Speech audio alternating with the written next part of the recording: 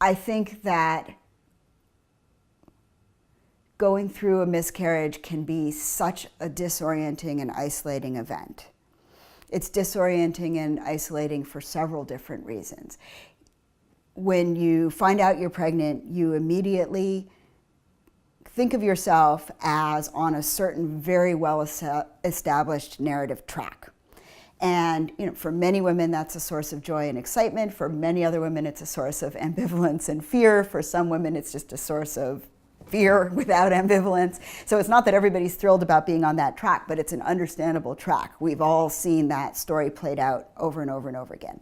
And when you go through pregnancy loss, even if you've read the statistics and know that this is a relatively common event, most women don't understand how common it is, but even women who know how common it is, it's a sudden, abrupt deviation from the standard narrative.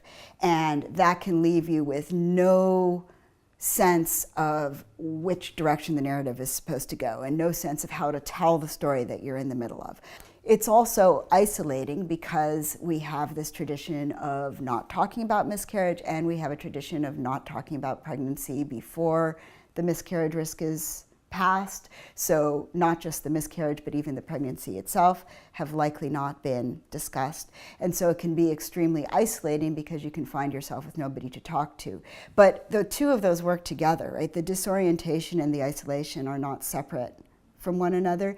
If you find yourself isolated with nobody to talk to, that gives you way fewer resources for finding a way of narrating to yourself what's happening to you so that you can make sense of it.